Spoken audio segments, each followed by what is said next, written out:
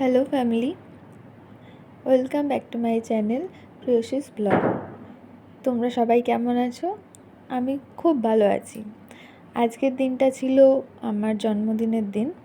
তো দেখো, সকালে উঠে আমি পুজো সব দিয়ে ফেলেছি, তারপর থেকে আমি ব্লগটা স্টার্ট করছি। তো আমার খুব লেট হয়ে গেছিলো, তার জন্য আমি সকালবেলা ব্লগটা স্টার্ট করতে পারিনি। আর এটা হচ্ছে আমাদের ঠাকুর ঘর।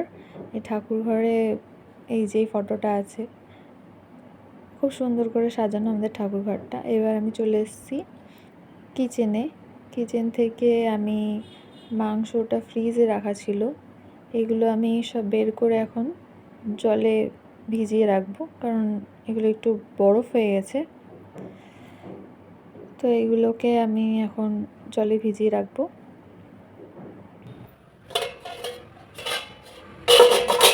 তো তোমরা ব্লগটা কেউ স্কিপ করো না, পুরো শুরু থেকে শেষ অবধি দেখো আমি কী করি এখানে। তো সেদিন সকালে আমার হাজব্যান্ড চলে গেছিলো বাজারে, মাংসগুলো নিয়ে এসেছিলো, আরও 5 রকমের মিষ্টি, আইসক্রিম, আমার জন্য অনেক কিছু নিয়ে এসেছিলো। সে আজকে নিজে হাতে রান্না করবে, তোমরা আশা করি থাম্বনেল দেখে বুঝেই গেছো। তো দেখো, আমি এখানে মাংসটা ভিজিয়ে রাখলাম। এবার আমি চলে যাচ্ছি আনাজপাতি নিয়ে আসতে, যেগুলো কাটা হবে, মাংসের সাথে দেওয়া হবে।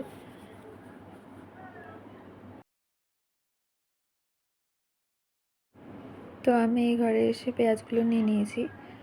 পেঁয়াজগুলো নিয়ে আমি রান্নাঘরে চলে যাব, এগুলো বানিয়ে ফেলবো, সব কিছু রেডি করে রেখে দেবো, তাহলে তাড়াতাড়ি রান্নাটা হয়ে যাবে। আর হ্যাঁ, এই ভিডিওটা আমি অনেক আগে শ্যুট করেছি, আমার বার্থডে আরও আগে চলে গেছে, 19শে সেপ্টেম্বর আমার বার্থডে ছিল, কিন্তু আমার এই ভিডিওটা আপলোড করা হচ্ছিল না, এডিট করা হচ্ছিল না, আমি একটু বিজি ছিলাম কাজে। তো এটা আমি করেছি, তোমরা দেখো কেমন হয়েছে, কেমন লেগেছে তোমরাও জানিও কমেন্টে। তো দেখতে থাকো। কি করছো প্রেয়সী? পেঁয়াজ কাটছি। কি করবা? মাংস রান্না হবে, আমার বড় মশাই আজকে মাংস রান্না করবে আমার জন্য। ওইটা পেঁয়াজ? ইয়ে বাবা, এ তো নাকে খালি কি করে লাগলো তোমার? পেঁয়াজ না, আমার মনে হয় কি মেয়েকে কাজল পরিয়েছিলে না, তো মেয়ের ওইখান থেকেই তোমার টিপ লেগে গেছে।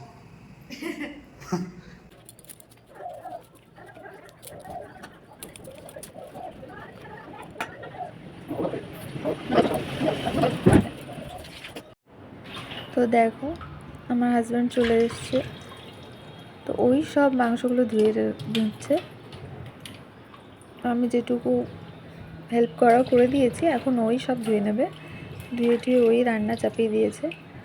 তো রান্নার ব্লগটা আমি নিতে পারিনি, কিন্তু ওই রান্না সব করেছে, তো ভালোই হয়েছিল। আমি চেয়েছিলাম আমার জন্য একটু স্যুপ টুপ করুক, তো চিকেন দিয়ে স্যুপ করেছিল, আর কি করেছিল তোমরা দেখতে পারবে।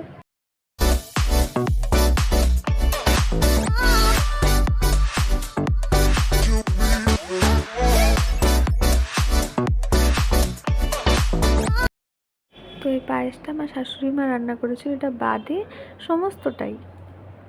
তো এই সমস্ত রকমের আইটেম আমার হাজব্যান্ড নিজে হাতে করেছিল আমার জন্য। তো আমরা বিকালবেলা উঠে পড়েছিলাম, রেডি হয়ে নিয়েছি, এবার আমরা একটু বেরোবো ঘুরতে।